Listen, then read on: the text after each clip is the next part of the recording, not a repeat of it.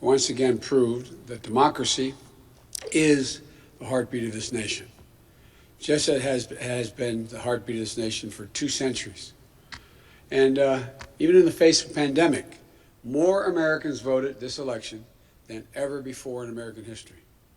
Over 150 million people cast their votes. I think that's just extraordinary. And if we had any doubts, we shouldn't have any longer about a government of, by, and for the people. It's very much alive in America. Here, the people rule. Power can't be taken or asserted. It flows from the people. And it's their will that determines who will be the President of the United States, and their will alone. And now, after a long night of counting, it's clear that we're winning enough states to reach 270 electoral votes needed to win the presidency. I'm not here to declare that we've won, but I am here to report when the count is finished, we believe we will be the winners. With all the votes counted, we have won Wisconsin by 20,000 votes, virtually the same margin that President Trump won that state 4 years ago. In Michigan, we lead by over 35,000 votes, and it's growing. A substantially bigger margin than President Trump won Michigan in 2016. Michigan will complete its vote soon, maybe as early as today. And I feel very good about Pennsylvania. Virtually all the remaining ballots to be counted were cast by mail.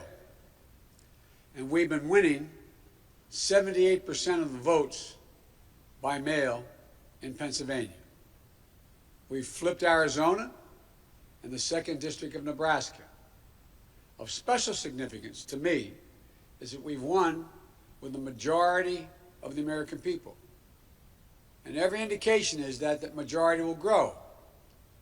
We have a popular vote lead of nearly 3 million votes, and every indication is that will grow as well.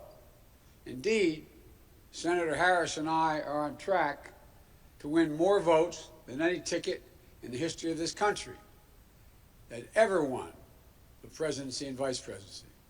Over 70 million votes. I'm very proud of our campaign. Only 3 presidential campaigns in the past have defeated an incumbent president. When it's finished, God willing, we'll be the 4th. This is a major achievement. This is a major achievement. And it's been a long and difficult campaign, but it's been a more difficult time for our country, a hard time. We've had hard campaigns before. We've faced hard times before.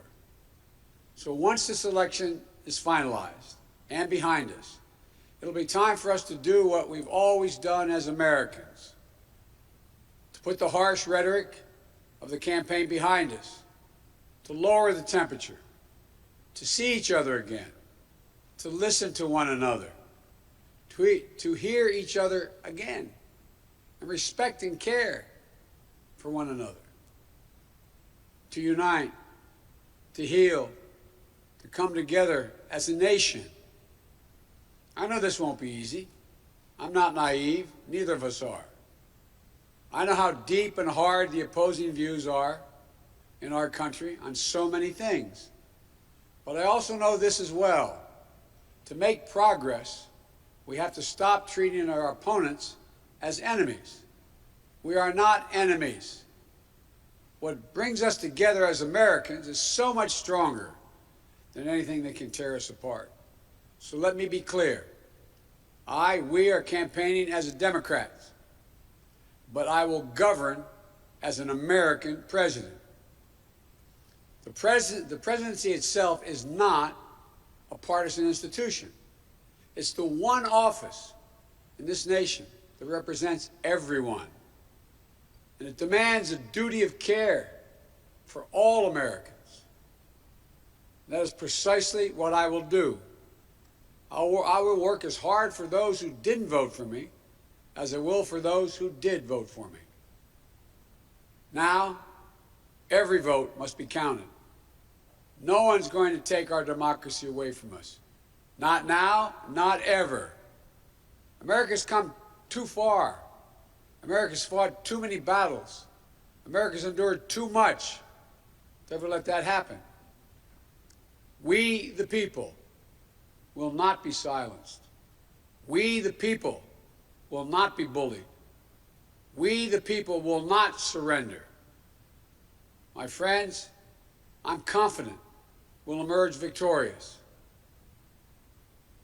But this will not be my victory alone or our victory alone. It'll be a victory for the American people, for our democracy, for America. And there will be no blue states and red states when we win, just the United States of America. God bless you all, and may God protect our troops.